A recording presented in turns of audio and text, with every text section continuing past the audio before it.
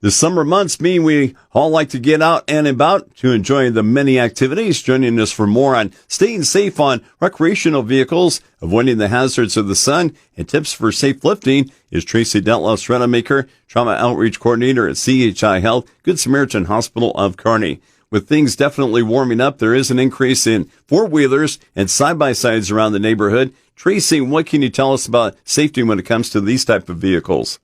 Paul, not only are we seeing an increase in ATV and UTV use for sports and recreation, but there's also an increase of these vehicles out in the fields and the pastures in the summer months. Typically, accidents increase this time of year, and it's not just the kids who need to have a few safety reminders. Many of the accidents that we've seen at Good Samaritan in Kearney have been adults, mostly work-related. So some tips to keep you and your family safe are to make sure you know your terrain. Watch for uneven ground, especially in grassy areas like pastures. Slow down to an appropriate speed for your ground conditions. Make sure you're staying off those gravel and paved roads and sticking to more natural surfaces like dirt or grass, where the tires can get more traction. Always wear your helmet and other safety gear if appropriate. Be a good example to those kids that are watching. And make sure that we're keeping children off adult-sized ATVs. They are not strong enough to handle the weight and the power of these machines. Keep them on the smaller ones, built with kids in mind. Also, avoid any second passengers. Four-wheelers are only built for one rider. There are many safety courses out there to learn proper handling of your equipment and to avoid unexpected injuries and missing out on times of work. Speaking of warmer weather, it's time to think of sun safety. Skin cancer, the most common type of cancer seen in the United States. Tracy, why do outdoor workers really need to be cautious about their exposure to the sun?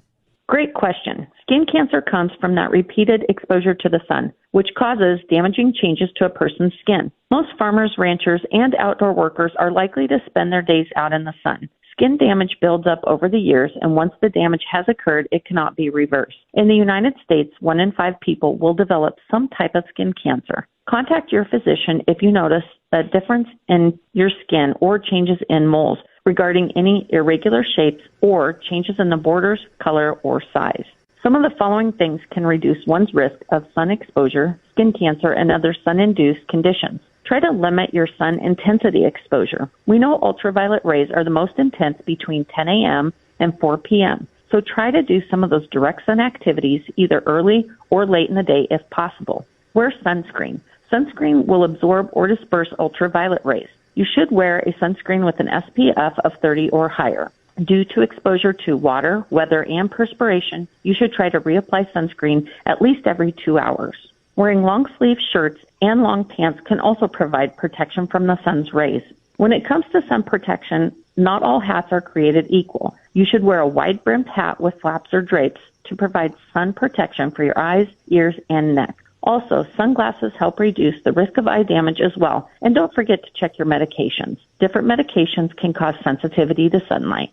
Talking right now with Trauma Outreach Coordinator Tracy Dethlefs-Rademacher at CHI Health, Good Samaritan Hospital of Kearney, letting you know how to avoid any pitfalls of being outside more during the summer months. It is not new news that the work that a great deal of our listeners do is physically demanding.